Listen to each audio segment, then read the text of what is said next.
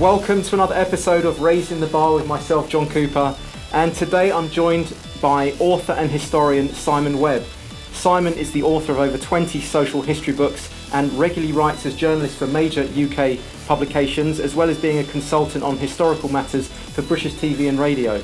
Simon's main area of interest are Victorian and Edwardian Britain, capital punishment, the suffragettes and the suffragists, and the history of slavery.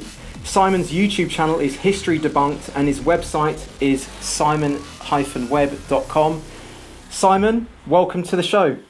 Thank you, John. So I was actually signposted to one of your videos by a friend of mine, a very good friend of mine. And when I was watching some of your videos, it made me realise that we have, not just myself, but in general, we have a huge blind spot with our understanding of history. And that might be for a various number of reasons, partly because history is written by the conquerors and the winners rather than the losers, perhaps. But also certain things don't want to be put into the spotlight because it might offend people, or it might offend sort of institutions that we have running now. I can certainly see that in my life and through my own discovery and research. But what I really liked about your work is that you were quite courageous in the way that you told a story. Well, not even told the story. You were relaying a true factual historical accounts of the barbarity, the pirates of the North African pirates, and where there was slavery. They were taking white Christians as slaves there. And this is something that I didn't know about. And then it made me think, well, what about other parts of history? What is there other accounts of slavery that isn't just about the sub-Saharan Africans that were taken to, the colonies in America? Is there other stuff that I don't know about? And have I been denied this because then there's been a sort of a need to sort of keep a sort of a narrative going, which is, certain racial groups are seen as the oppressed and others as the oppressors, and is that the reason for it? So, Simon, would you mind introducing, let's say, your current work that you've been doing, your current videos, and then maybe we can go into a little bit of a broad brushstroke on, slavery in general.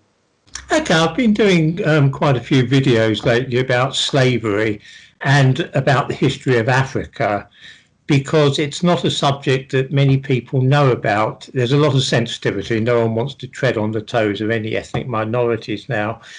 The slave trade in particular is a very hot potato because it's that definite article that gives it away. When you hear people say the slave trade, you know at once you're expected to think of black slaves and white owners.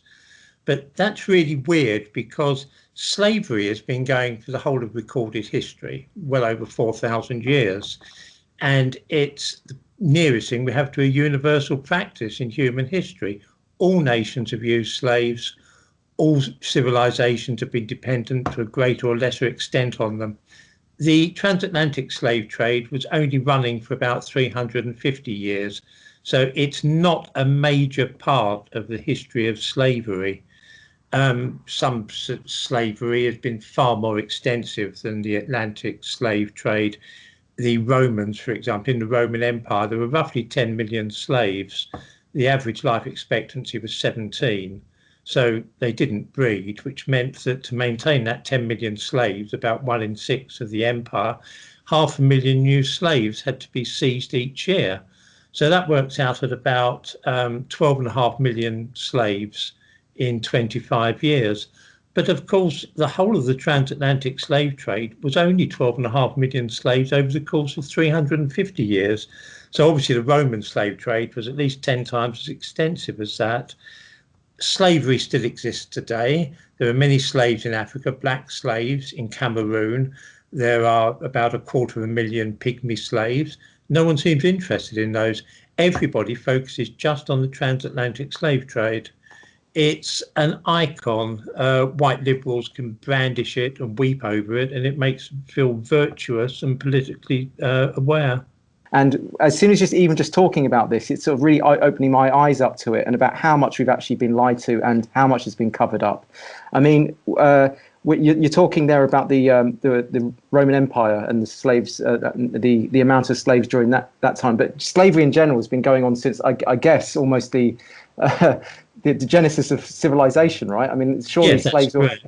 And it's just we're only sort of taking a snapshot of slavery being in the last sort of 300, 400 years. That's right, yes. But the term slave itself, doesn't it? It comes from The Slavs, yes. It's the Roman word was sklavos, which is from the Slav, from their own nation. Yes. Okay, all right, and that was Eastern Europe, and that's where we get the Slavic nations of That's right, Of Eastern Europe. So let's talk about the. I'm really interested in. Let's say if we picked a couple of sort of slave trade areas of points of history. So I was really curious in. Let's start off with the pirates of the North African pirates. What do they call Barbary Corsairs. Yeah, the people of North Africa found that it was a very lucrative trade. Slaves, they were luxury items. There was always a ready market for slaves. So they used to raid Europe and parts of Italy and Spain. The coastlines were deserted. And the same thing, of course, in Britain. They used to raid Cornwall regularly. Sometimes the African pirates would land in Cornwall and seize whole villages, just herd them onto ships and take them off to sell them as slaves in the markets of Africa, Ireland as well. They used to sail as far as Iceland. There were a number of raids on Iceland in the 17th century where whole villages were taken off in the ships. There was a very great demand in the Ottoman Empire for slaves, particularly young boys, because they wanted eunuchs for the harems. So this is another interesting thing, that the trade in slaves at that time was a lot more cruel than anything was seen in the transatlantic slave trade. For example, I mean, castration was sometimes carried out on American plantations and in the Caribbean as a form of punishment for rape or for suspected crimes. Castration was carried out on an industrial scale in Europe on slaves. There were castration houses in Venice. Slaves were seized in the Slav lands in places like that are now Ukraine, taken to Venice, castrated, and then sold on to North Africa. So there were thousands and thousands of young boys being castrated. What kind of year are we talking here? Sort of what period? We're talking of 16th, 17th centuries. 16th, 17th century. So that was the time of the sort of Barbary pirates. Yes, that's right. Yeah. Okay, and I was actually reading about this, and they were.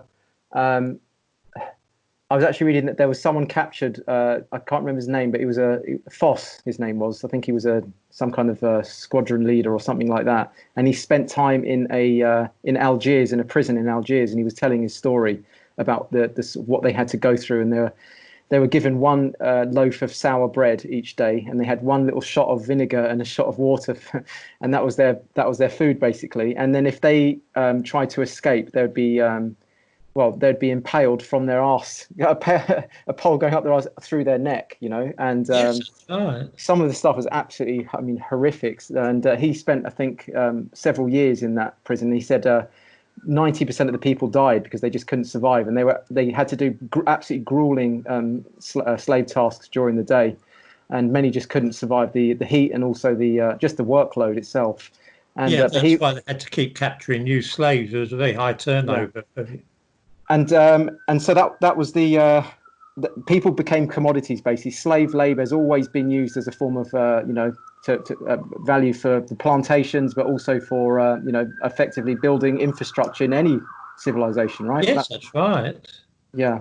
So could we? So that's the piracy of the North Africa, which sort of dispels the myth a little bit about how it's just whites being the slave owners and blacks being the slaves. But yeah, what about, is there any accounts of sub-Saharan? Because I know what a lot of white liberals would say. They would say, well, yeah, those are Arabic Africans. What about sort of your typical sub-Saharan Africans? And are there any accounts of them holding white? Yes, of course. Slavery was endemic in the whole of Africa. The situation used to be in Africa. Black people were always a minority in Africa in historical times. We tend to think now of Africa as being a country of black people, a continent full of black people. It's not true. At one time, there were three different types of people living in Africa. There were the Berbers, who lived in the Sahara before it became a desert. They were white people, and they lived in North Africa. In the south, there were the Khoisan, what sometimes known as the bush people. Yeah. They lived over most of Africa, right as far north as Uganda, Kenya, Mozambique, Zimbabwe, South Africa. There weren't any black people living there. There were only the Khoisan people living there. So were they white, these Bushmen? They were white people. They were white people, and they had an oriental appearance, had epicanthic eye folds. They looked Asian. Oh. These were the original humans. These were the first Homo sapiens that came into Europe. They're still living on reservations in places like Botswana.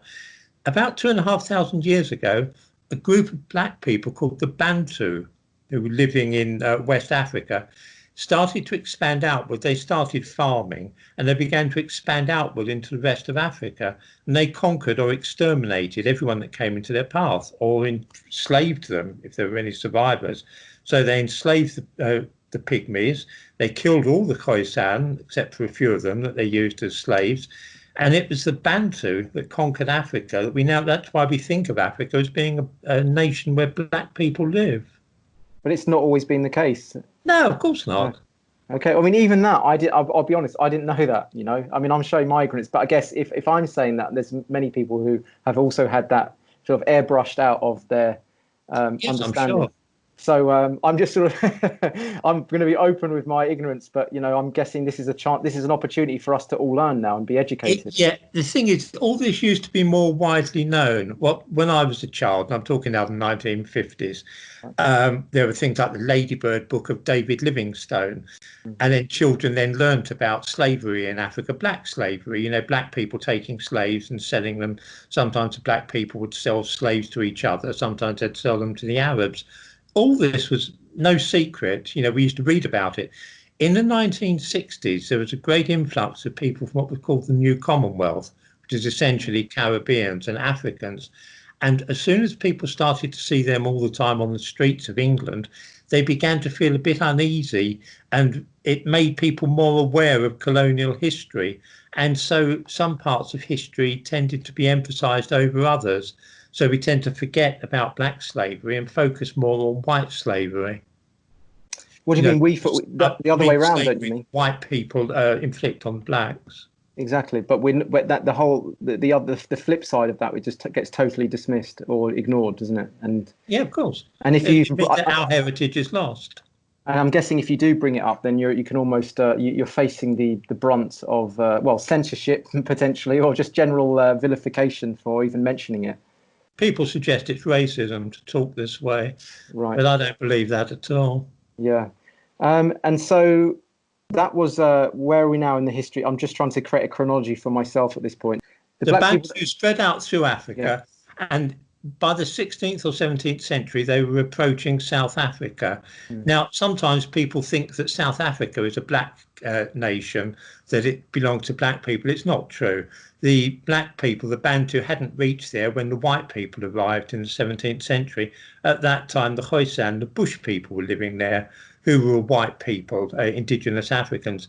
And so the Bantu and the white settlers both exterminated the Khoisan and drove them out.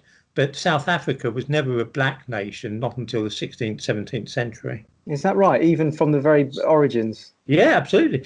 I mean, you can look this up easily enough on Google, you know. If you Google Khoisan, that's Khoisan, it's easy enough to read up on the history of the people. Khoisan, I'm just looking here. Khoisan, according to contemporary orthography, Khoisan is a catch-all term for the non-Bantu indigenous peoples of Southern African. That's right. The fact that it says indigenous means that they lived there. Yeah. They are the inhabitants of South Africa.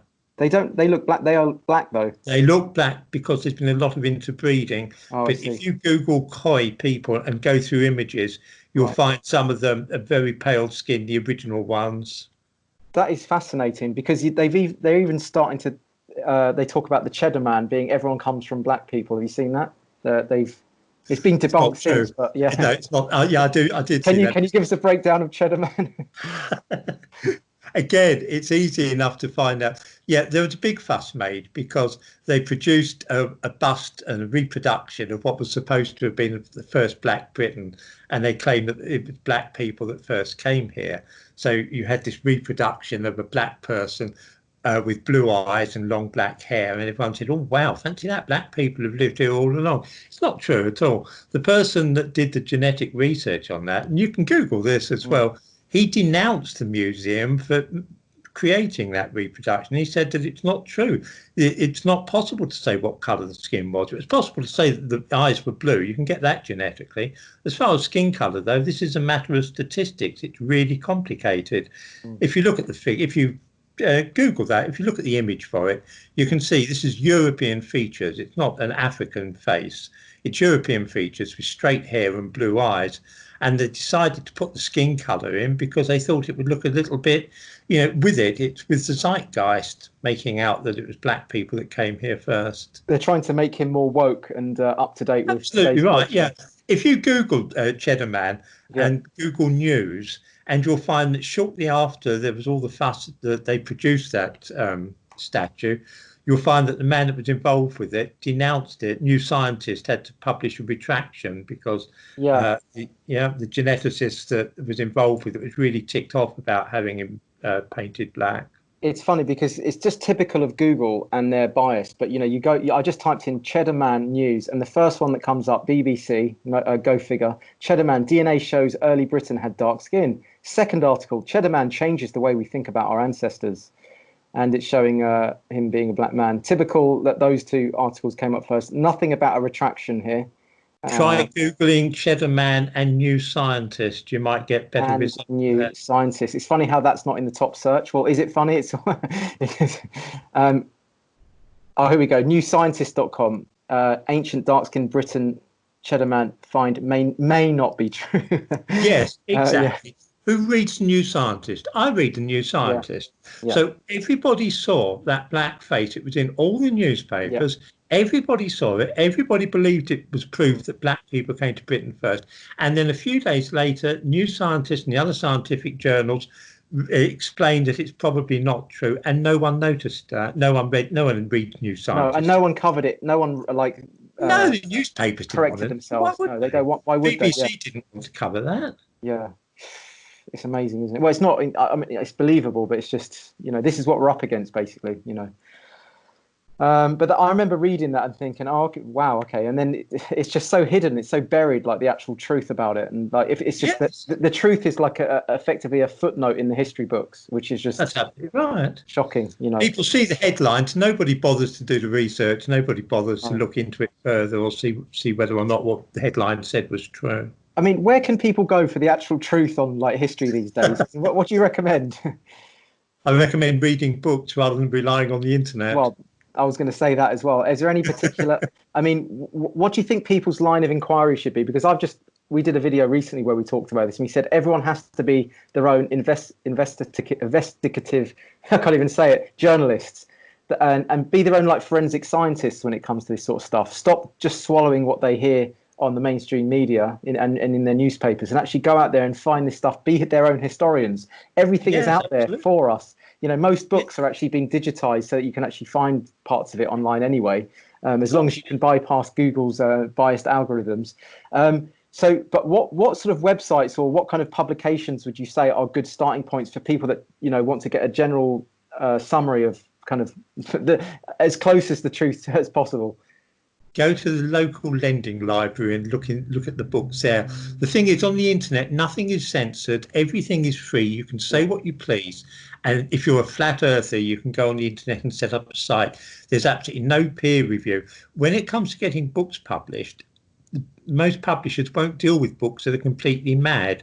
Most publishers tend to be a little bit fussy. So immediately, the very fact that a book is published, say, by Oxford University tells you that it's probably not completely loopy. The same thing goes for scientific journals, Nature, Scientific American, New Scientist. What you read there has been peer reviewed. So it's worth shunning the internet and looking at books and I journals. know, but trying to get people to read books is difficult these days. If we look at the 19th century in Africa, if we look at the slave trade there, after Britain abolished the slave trade, ships weren't sailing across the Atlantic with slaves. Slaves weren't taken from Africa to America. Instead, it gave more opportunity for black slave traders to take the slaves to Arab countries instead. And roughly 100,000 slaves a year in the 19th century were captured by bantu, captured by black Africans and taken and sold to Arab slave traders in Zanzibar. So if you've got 100,000 a year, that's about 1 million in a decade. In the course of the 19th century, something like 10 million slaves were captured by black people and taken to sell to Arab countries. In what year was that? 19th century. Oh, in the 19th century. From 1800 to 1900. Yeah, and that's so it's still quite current, very current. Yeah, it's still current. Yes, there's still slave trade there. And that's being operated by black people. That's nothing to do with white Europeans at all. The island of Zanzibar was a huge centre for the slave trade. What happened was that certain black tribes used to make a living out of capturing other tribes, taking them and selling them to the Arabs in Zanzibar. Wow. Or what is now Tanzania. Tanzania, yes, yeah. And then That's I why also they speak. Sorry, I was going to say in those countries the main language is Kiswahili, which is used to be called Coast Arabic, and the reason is that a lot of the loan words in that language are Arab words. I can understand a little Kiswahili because I know some Arabic, and it's because of this, because the Arab slave traders used to set up shop there. Oh wow, yeah. So was that all part of the Ottoman Empire then? It was and it wasn't. Technically, some of this was the Ottoman Empire, but in Saudi Arabia, around Yemen and Zanzibar, they were independent kingdoms. Okay. So these kind of like, they were just their own autonomous slave trades that had no real affiliation with the Ottoman Empire. They were just their own, they would break off Arabic slave trade blocks, you know. That's right. Zanzibar was a colony of Oman. Zanzibar was founded as an Arab kingdom by people that were on the fringe now of Saudi Arabia. Where would you see how does slavery evolve from there, would you say? I mean, because we obviously know a lot about the transatlantic slave trade, but is there anything else that we don't know about from there up to now? Yes, we probably, a lot of people won't realise how reluctant the Arab countries and African countries were to abolish slavery. We abolished it back, over 200 years ago, and the Americans abolished slavery after the American Civil War. Mm. The Arab countries and African countries hung on to slavery tenaciously. In Saudi Arabia, it was legal until 1961. It was only, that was when they passed a law forbidding it, but it's still practiced there. Mauritania, an African country, kept slavery going until 1976. That's as late as that they passed a law forbidding it. I actually heard that they've still got underground slave they've still got slaves there. It's against the law. Yeah. You can pass laws, but people don't always obey them. Yeah, but of course. I mean, those African countries wanted to keep slavery going. Mm. So this is stuff that's actually still still going on now, and yet all eyes are just on sort of white Europeans from the last 300 years. So all our focus is on that. Well, yes, but this is a mad thing. A lot of people were putting down a statue in Bristol and throwing it in the harbour, and there were 250,000 black slaves in the Democratic Republic of Congo. The Bantu people, when they invaded the Congo, they killed most of the pygmies, and those that survived, they turned them into slaves. So there are still many pygmy slaves in Democratic Republic of Congo, and nobody's interested in them. They're being kept as slaves by black people, you see, and they're black slaves. So no one really wants to talk about that. So anyone that's really concerned about slavery, rather than throwing statues in a harbour, they'd be better off campaigning to end slave trade in Africa. And the pygmies, they were originally white, but they've now interbred. Pygmies were indigenous. I mean, the pygmies lived in the rainforest. Right. They were very small, dark people. Okay. And when the Bantus invaded the rainforest, when they moved out about 2000 BC, they encountered the pygmies. Pygmies were hunter-gatherers, and they killed most of them, stole their land, and some they kept as slaves, and they're still there as slaves. Are they particularly small people, pygmies? Is that why Yes, they're that's right. named the Yeah, pygmies? Because yeah. they're quite, yeah. Pygmies are a pejorative term. It's not really. It's offensive. No, It's like Bushmen. They have various names for the individual tribes. But yeah, if I start talking about Umputu people, you wouldn't know who I meant. But if I say pygmy, you know I'm talking about short people in Africa. you're right. Yeah. Okay. Wow, that's fascinating.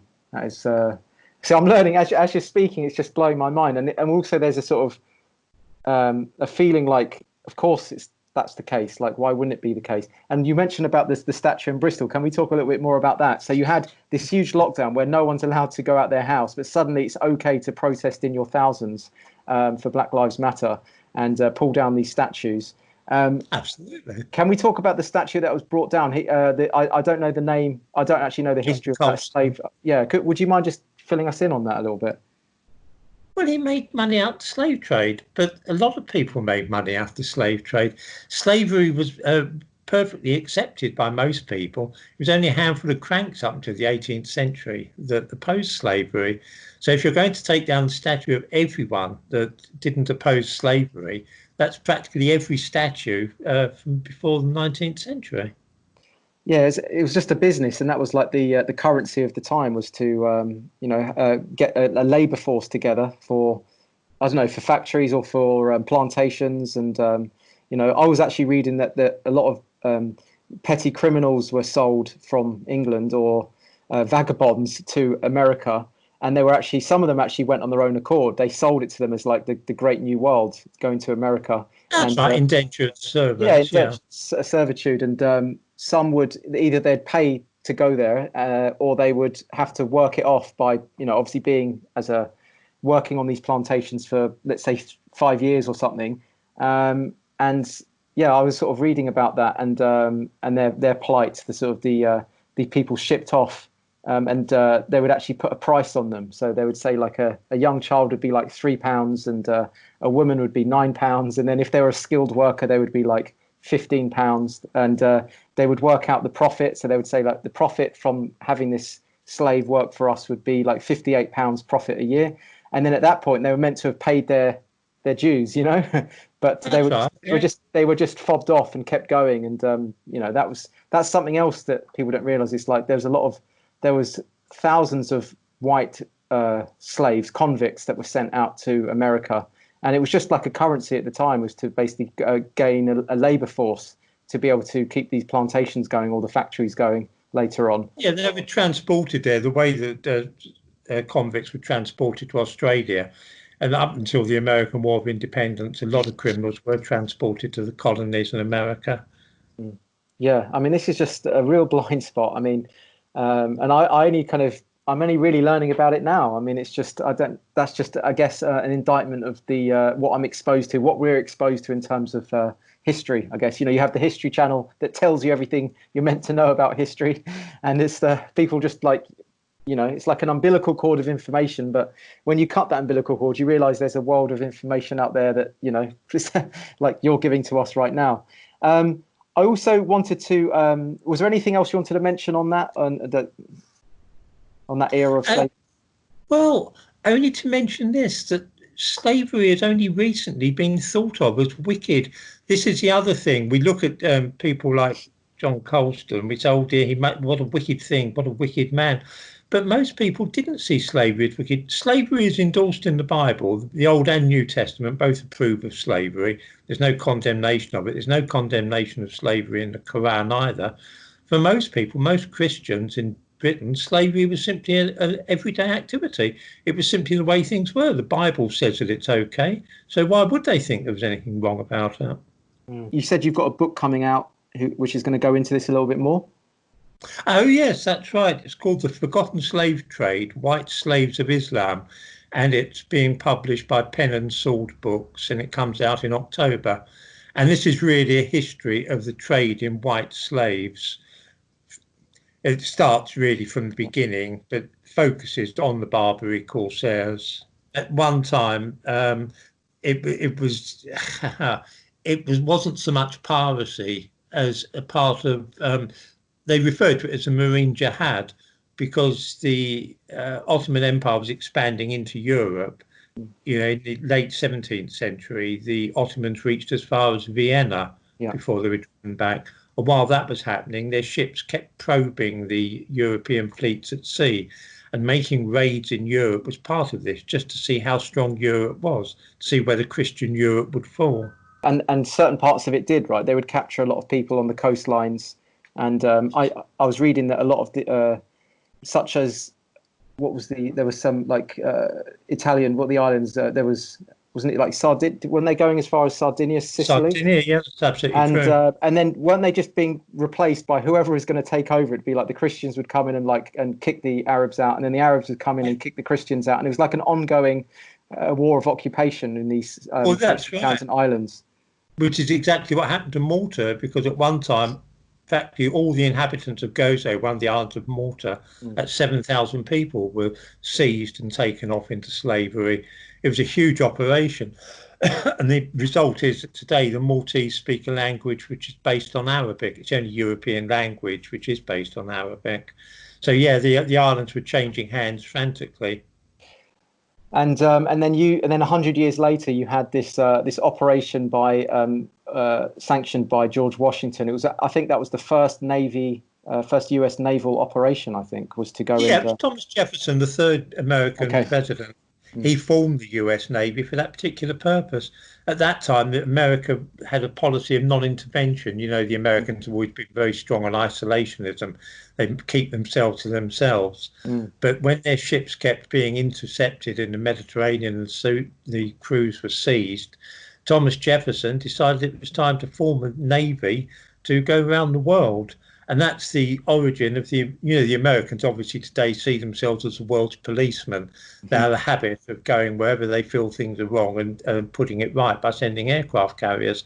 And that's how the whole thing started, with dealing with the Barbary Pirates in Tripoli and Algiers. Then your book's going to go into more modern day. Does it cover sort of more modern day slavery, or does it just stay with that? It really ends around about the 19th century. I explore the black slave trade in Africa with the Arab countries in the 19th century.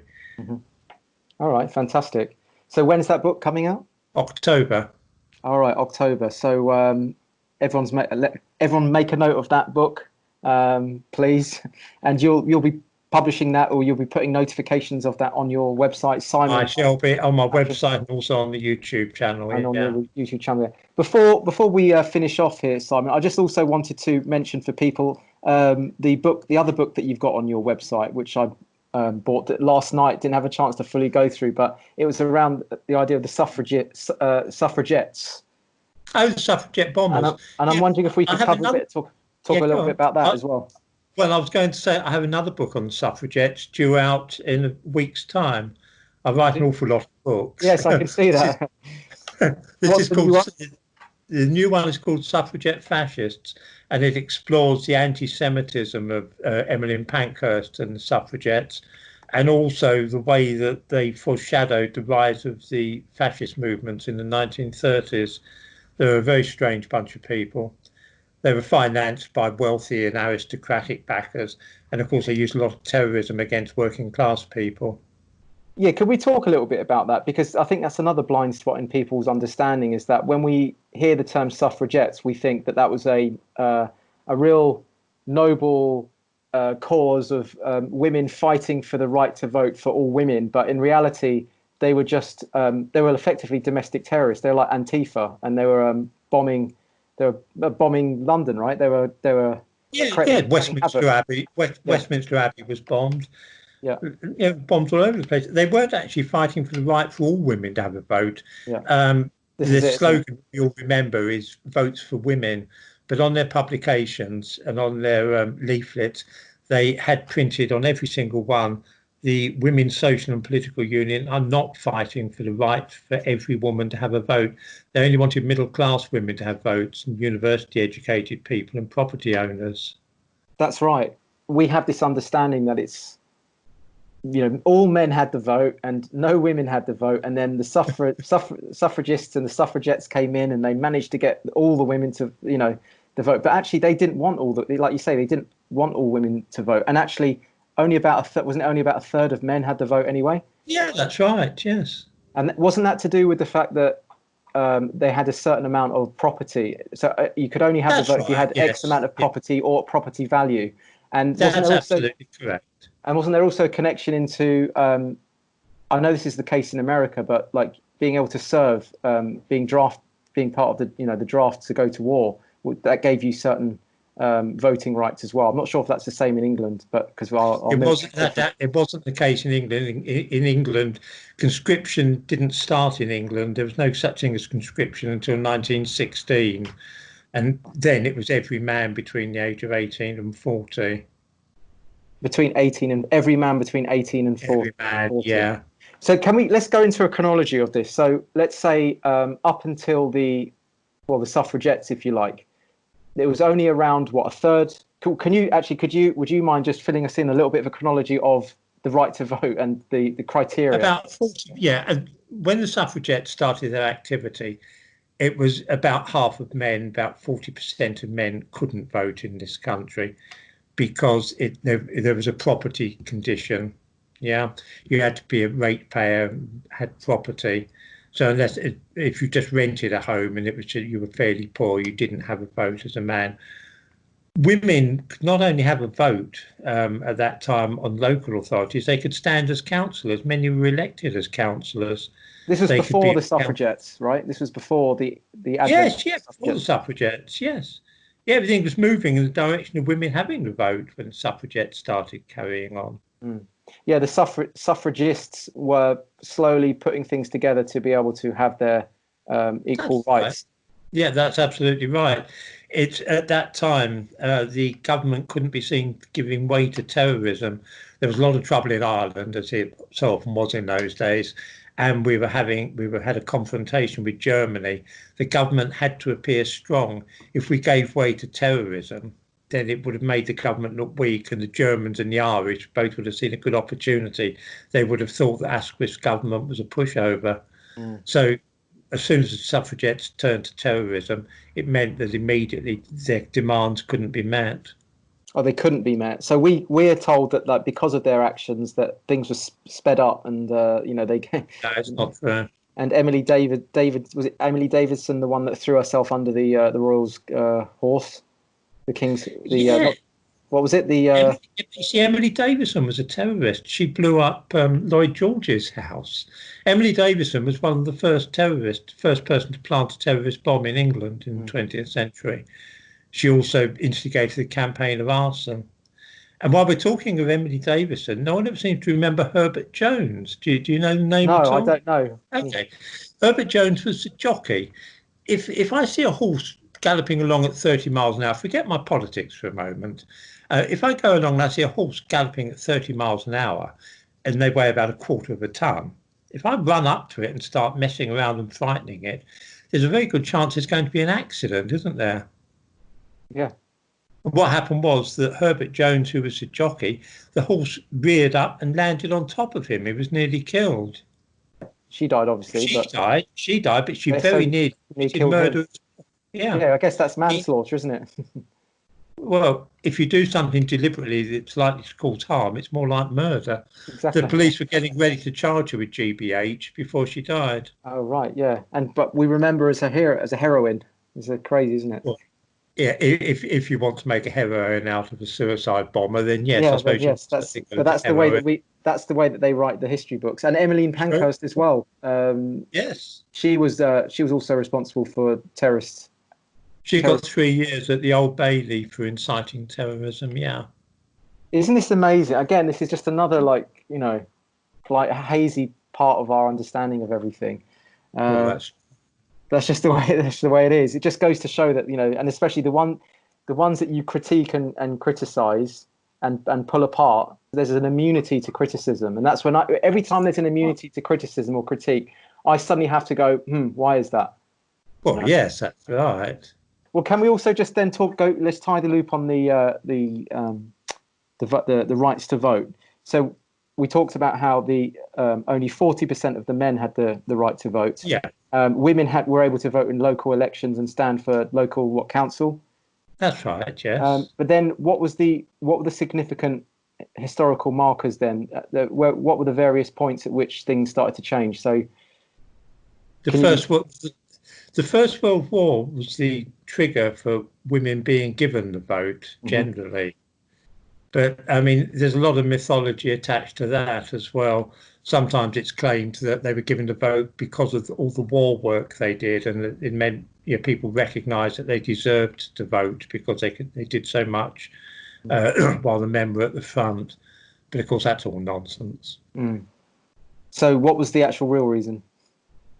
The real reason was everyone else was being given. All other countries are giving women the vote as well. Women had been given the vote in Australia back in the 1890s. The Isle of Man had given the vote to women. It was just how people realised by that time that it was an anachronism just having men voting. All over the world, women were being given the vote without having to have suffragettes or campaigns or anything. It was just that with the end of the First World War, the modern world started sort of coming into being, and people realised that it was only reasonable for women to have the vote. Yeah. So we actually didn't really need the suffragettes at all.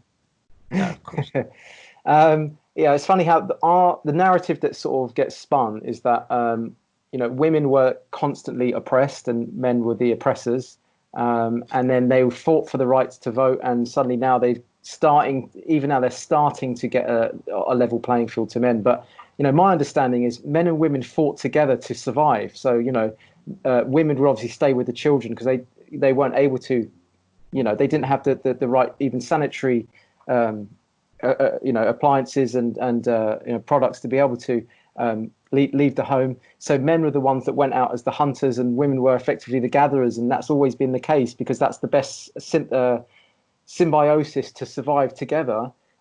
Yes. But women in the early 1900s started to, or the late 19th century started to say, why is it that men have all this agency and we don't? Whereas in actual fact, that was almost like a shared negotiation, a shared contract between men and women, in that men would go and put themselves on the line and, make a killing, out on Wall Street, or make a killing just wherever they are throughout history, and bring that back. And then the mother would obviously be rearing the children. There was no real need for feminism at that point because that was a shared agreement, but it's almost as if feminists have been saying that men being able to go out and externalize and go out into the outside world and, is oppressing women. But actually there's always a yin and yang to everything, isn't there? Because the men that are going out there to, to forage and to protect and provide, there's also a danger that comes with that. And, they're putting themselves at risk, whereas the women that are staying at home, the flip side of that is lack of agency, but actually more protection, more safety. And actually the men, let's say during the First and Second World Wars,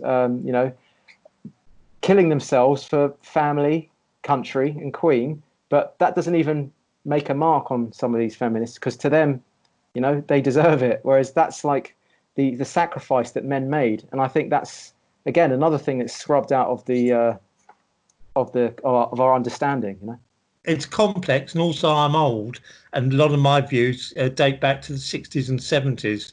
You know what it's like with old people. They tend to sort of stick with views that they used to hold. So I would like to hear it. I'd like to hear it, because I mean, you don't want to. I'm behind the times, a lot of things. Oh, well, you're okay. Well, I mean, I take quite I kind of embrace the idea of traditional biological roles. I see there's a merit to that, and I think that in today's society they're trying to make men more like women and women more like men, rather than actually harnessing our natural strengths and our natural biological strengths.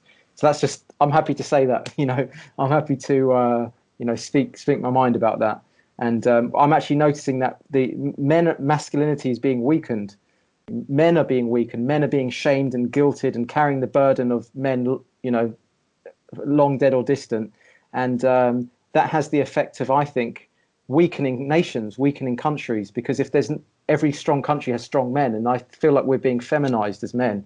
And I think for the purpose of, you could say, the subversion of nation states, because you just look around us now and see what's happened with statues being pulled down, books being burnt, white people being shamed, masculinity being shamed, talking about biological genders, that's apparently not woke anymore. We have to have 500 genders.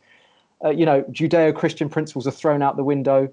these are all the fabric and the fiber of Western civilization. And I think this is being eroded because we don't have strong boundaries and borders. And that's a principle of the masculine quality, to be able to be strong and, have that, protect the nation states from these ideologies and from this force. The idea that the different genders have different roles to play. Many years ago, I lived in Israel for a long time. On the early kibbutzim, men and women had complete equality. So in the 30s, women were driving tractors and the men were looking after babies, and there were absolutely no sex roles at all. It was all completely equal. But by the 60s and 70s, things had changed, and it was the men that were going out into the fields, the men driving the tractors and being engineers, and the women were looking after the children's houses, which was curious because no one compelled the men and women to divide those roles up again like that. But somehow over the decades, even though they started being able to do what they wanted, they gradually gravitated to more traditional roles. And I've seen this happen in other countries as well.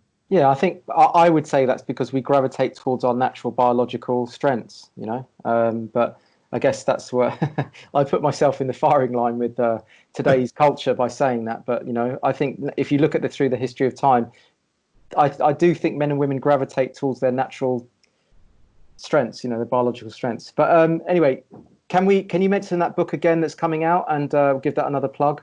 Yes, by all means. It's called The Forgotten Slave Trade, White Slaves of Islam, and it's published by Pen and Sword Books, coming out in October, available from all good booksellers and Amazon, of course. And of course, we can find that on your website, which is simon-webb.com. Yeah, and I don't doubt for a moment I'll be putting it on my YouTube channel as well. All right, Simon. So thank you for coming on the show. Really, really appreciate that. And, as you can tell, this is, I'm not well educated in this. That's why I wanted to bring you on, because I think it's important for us to have these conversations. And even if they ruffle feathers, that's a good thing, because it shows that, there's information out there that's making us think, making us change our perspectives and, making us look at everything, away from what we're just fed, spoon-fed, especially from the mainstream media. So that's why I wanted to bring you on. And thanks for, educating me, giving me all these, filling in these blind spots that I've had. Maybe we can have you back on. We can talk about your other books. I'm actually reading your current one at the moment about the suffragettes. So once I've finished that, maybe there's opportunities to bring you back on. We can go into depth about that and do a whole podcast on that one. So thanks for inviting me on, John. So guys, hopefully you have the same feeling that I have after that podcast there. There's a lot of history that has been airbrushed out of our understanding, that we're not exposed to. We're only given a certain portion of history, and a lot of that has been assigned to an agenda. A lot of it's not necessarily propaganda, but it's lying through omission by not telling us the full spectrum of history, not telling us everything about it, and only giving us a sliver. It's very easy to cobble together a narrative within our minds, and I think that's definitely the case for me. And having spoken to Simon just in this short period of time, I'm now starting to see the sea of lies and deception that I've been a part of. And I think it's so important to get people like Simon on, because they're very courageous in their truth-telling. There's not this veneer of political correctness about them. They're able just to speak the facts. He's referencing publications and official evidence, official documents from these historical periods. And I think we can learn from that, and we should really be grateful for someone like Simon to do this work and give us the absolute truth on what's gone on, And I'm sure you, as listening to as I had, it was shocking, but in a good way. So thanks for tuning in to today's episode of Raising the Bar with myself, John Cooper. It's been quite an interesting one. It's been emotional, it's been educational, and I'll see you in the next episode. Cheers.